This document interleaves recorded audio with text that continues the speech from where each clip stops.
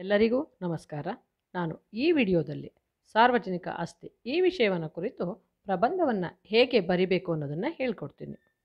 ಪೀಠಿಕೆ. ಸಾರ್ವಜನಿಕ ಆಸ್ತಿ ಎಂಬುದರ ಅರ್ಥ ಬಹಳ ವಿಸ್ತಾರವಾದುದು. ನಮ್ಮ ಸ್ವಂತ ಆಸ್ತಿಯಲ್ಲದ, ಆದರೆ ನಮಗಾಗಿ ಸಮಾಜದಲ್ಲಿ ಇರುವಂತಹ ಪ್ರತಿಯೊಂದು ವಸ್ತುವು ಸಾರ್ವಜನಿಕ ಆಸ್ತಿ ಅಂತ ಹೇಳಿ ನಾವು ಸರಳವಾಗಿ ಕರಿಬಹುದು. ವಿಷಯ ನಿರೂಪಣೆ. ಸಾರ್ವಜನಿಕ ಆಸ್ತಿಯು ಯಾರೊಬ್ಬರ ಸೊತ್ತು ಅಲ್ಲ, ಅದು ಹಲವು ತಲೆಮಾರುಗಳ ಜನರು ಒಟ್ಟಾಗಿ ಸೇರಿ ನಿರ್ಮಿಸಿದ ದೇಶದ ಎಲ್ಲ ಜನರ ಸ್ವತ್ತು. ಇದನ್ನು ಸಾರ್ವಜನಿಕರು ನೀಡಿದ ತೆರಿಗೆಯ ಹಣದಿಂದ ನಿರ್ಮಿಸಲಾಗಿರುತ್ತೆ. ಅದರ ನಿರ್ವಹಣೆಯ ವೆಚ್ಚವನ್ನು ಕೂಡ ತೆರಿಗೆಯಿಂದಲೇ ಭರಿಸಲಾಗುತ್ತೆ. ಇದು ರಾಷ್ಟ್ರದ ಎಲ್ಲ ಜನರ ಸಂಪತ್ತು ಆಗಿರೋದ್ರಿಂದ ಇದನ್ನು ರಾಷ್ಟ್ರೀಯ ಸ್ವತ್ತು ಅಂತ ಕೂಡ ಕರೀತಾರೆ.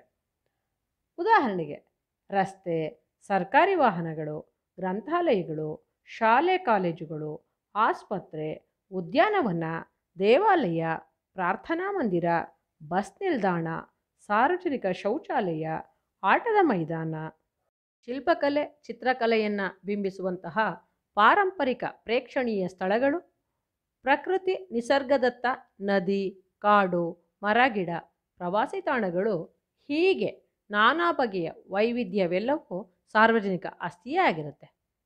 ನಮ್ಮ ವೈಯಕ್ತಿಕವಾದಂತಹ ಸ್ಥಿರಚರ ಆಸ್ತಿಗಳನ್ನು ಬಹಳ ಮುತುವರ್ಜಿಯಿಂದ ಕಾಪಾಡಿಕೊಳ್ಳುವ ಹಾಗೆ ಸಾರ್ವಜನಿಕ ಆಸ್ತಿಯ ಸಂರಕ್ಷಣೆಯ ನೈತಿಕ ಹೊಣೆಗಾರಿಕೆ ನಮ್ಮ ಮೇಲೆ ಇದೆ. ಸಾರ್ವಜನಿಕವಾದವು ಎಲ್ಲರ ಉಪಯೋಗಕ್ಕಾಗಿ ಇದೆ ಎಂಬುದರ ಸಾಮಾನ್ಯ ಅರಿವು ಎಲ್ಲರಲ್ಲೂ ಇರಬೇಕಾದದ್ದು ಅಪೇಕ್ಷಣೀಯ. ಇವುಗಳ ದುರ್ಬಳಕೆಯು ನಾವು ಸಮಾಜಕ್ಕೆಸಗುವಂತಹ ದ್ರೋಹ ಆಗಿರುತ್ತೆ. ನಮ್ಮ ಉಪಯೋಗಕ್ಕಾಗಿ ಇರುವ ಸಾರ್ವಜನಿಕ ಬಳಕೆಯ ಆಸ್ತಿಯನ್ನು ಹಾಳು ಮಾಡದೆ ಮುಂದಿನ ಪೀಳಿಗೆಗೂ ಉಳಿಸುವಂತಹ ಗುರುತರವಾದಂತಹ ಜವಾಬ್ದಾರಿ ಪ್ರತಿಯೊಬ್ಬರದಾಗಿರುತ್ತೆ. ಇಂದು ಸಾರ್ವಜನಿಕ ಆಸ್ತಿಯ ಬಗೆಗೆ ಉಪೇಕ್ಷಿತವಾದಂತಹ ಒಂದು ಮನೋಭಾವ ಜನರಲ್ಲಿ ಇರೋದನ್ನು ನಾವು ಗಮನಿಸಬಹುದು. ಜಗಳ ದೊಂಬಿಗಳ ಸಂದರ್ಭದಲ್ಲಿ ಸರ್ಕಾರಿ ವಾಹನಗಳಾದಂತಹ ಬಸ್ಸು, ರೈಲು ಮುಂತಾದವಕ್ಕೆ ಬೆಂಕಿ ಹಚ್ಚೋದು, ಮಠ ಮಂದಿರಗಳನ್ನು ನಾಶ ಮಾಡೋದು, ಸಾರ್ವಜನಿಕ ಸ್ಥಳಗಳಲ್ಲಿ ಧೂಮಪಾನ, ಮೂತ್ರ ವಿಸರ್ಜನೆ ಮಾಡೋದು, ಹೀಗೆ ನಾನಾ ಬಗೆಯ ದುರ್ವರ್ತನೆಯನ್ನು ನಾವು ಗಮನಿಸ್ತಾ ಇರ್ತೀವಿ. ಇವೆಲ್ಲವೂ ಸಮಾಜಘಾತುಕ ಶಕ್ತಿಯ ಪ್ರತಿರೂಪ ಎಂಬುದನ್ನು ನಾವು ಮರೆತಿದ್ದೀವಿ. ಉಪಸಂಹಾರ. ನಮ್ಮ ಮನೆ, ಮಠ, ಆಸ್ತಿಪಾಸ್ತಿಗಳನ್ನು ಪ್ರೀತಿಸುವಂತೆ ಸಾರ್ವಜನಿಕವಾದಂತಹ ಆಸ್ತಿಯನ್ನು ನಾವು ಪ್ರೀತಿಸಬೇಕು.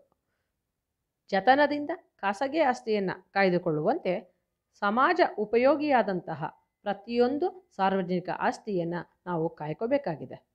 ಕಾನೂನು, ಶಿಕ್ಷೆ, ದಂಡಗಳ ಮೂಲಕ ನಿಯಂತ್ರಿಸುವ ಸ್ಥಿತಿ ನಿರ್ಮಾಣ ಆಗಿದೆ. ಇವೆಲ್ಲವೂ ನಮಗೆ ಸೇರಿದ್ದು. ಇವನ್ನು ರಕ್ಷಿಸೋದು ನಮ್ಮ ನಾಗರಿಕ ಕರ್ತವ್ಯ ಎಂಬ ಮನೋಭಾವವನ್ನು ನಾವು ಬೆಳೆಸ್ಕೊಂಡಾಗ ನಮ್ಮ ನಾಗರಿಕ ಬದುಕಿಗೆ ಅರ್ಥ ಮೂಡುತ್ತೆ. ಈ ವಿಡಿಯೋವನ್ನು ನೋಡುವುದರ ಮೂಲಕ ಸಾರ್ವಜನಿಕ ಆಸ್ತಿ ಈ ವಿಷಯವನ್ನು ಕುರಿತು ಪ್ರಬಂಧವನ್ನು ಬರೀಲಿಕ್ಕೆ ಸಮರ್ಥರಾಗ್ತೀರಾ ಅಂತ ಹೇಳಿ ನಾನು ಭಾವಿಸ್ತೀನಿ. ಧನ್ಯವಾದಗಳು.